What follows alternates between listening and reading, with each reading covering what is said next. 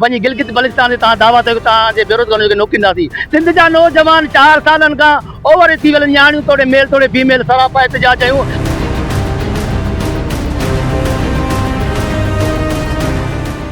असां असल उम्मीदवार जेके आहियूं उन्हनि खे भर्ती नथो कयो वञे, फेल्यूअर कैंडिडेट खयां था वञनि। जीअं उमरकोट में हिते एजुकेशन मिनिस्टर जो इलाइक़ो आहे, 32 33 ते खयां विया।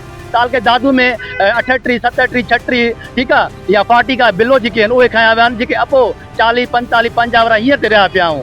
आए ॾींहुं माना असेंबली जे माना मुक़दस फ्लोर ते इहो दावा कंदा आहिनि त हिकिड़ो बि कैंडिडेट जेकर कूड़ो निकिरी वञे त मां इस्तीफ़ा ॾींदुसि।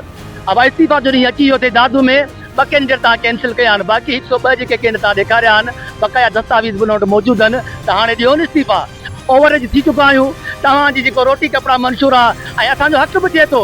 असां सिर्फ़ु और सिर्फ़ु लिस्टनि ते मौजूदु आहियूं ऐं असां असल जेके उम्मीदवार छुटासीं कूड़ा बोगस भर्ती करे सियासी जेके नुमाइंदा आहिनि उन्हनि सां मिली करे डीओज़ ऐं टीओज़ जेके तालके वाइज़ पूरी सिंध समूरी जा इन में असां ज़िम्मेवार असां डीओज़ ऐं टीओज़ आहिनि। इन खां ॿियो असांजो सरदार शाह पाण आहे। छो सरदार शाह तव्हां ॾिसंदा हूंदो आहे हूंदे सरदार शाह चवंदो आहे त असां जेके हिकु बोगस भर्ती कंदासीं असां इस्तीफ़ा ॾींदासीं, पर हिननि इस्तीफ़ा न ॾिनो ऐं अञा असां इहे चवनि था त असां हिननि अञा वधीक खणंदासीं ऐं इहे बोगस माण्हू अञा खणंदा ऐं 102 ऑर्डर थिया आहिनि। इहे सिर्फ़ु पैसनि में हलिया आहिनि, पैसा वठी करे उहो चवंदा तव्हां खणो, तव्हां मूं ॾे अचो, मां तव्हांजा पघार इशू कंदुसि, सैलरी इशू कंदुसि। इन जे करे असां हिते एहतजाज करे आया आहियूं त असां सां इंसाफ़ कयो वञे। दादू ज़िले में हे 102 ज़ाहिर थिया आहिनि।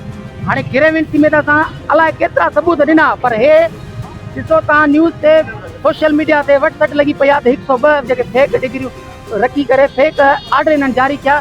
इन्हनि जो केरु त असां मुतालबो इहो ई कयूं था सरदार शाह खां, या त रिज़ाइन ॾे या त इस्तीफ़ा ॾे, सीट तां हटी वञे, या पोइ दादू तालके सां ऐं सॼी सिंध सां इंसाफ़ करे। सिंधी असेंबली जे फ्लोर ते बि सरदार शाह इहो चयो त हिकिड़ो बि जेकॾहिं जाली ऑर्डर निकिरंदो त मां इस्तीफ़ा ॾींदुसि। असां सरदार शाह खां इस्तीफ़ा जो मुतालबो नथा कयूं।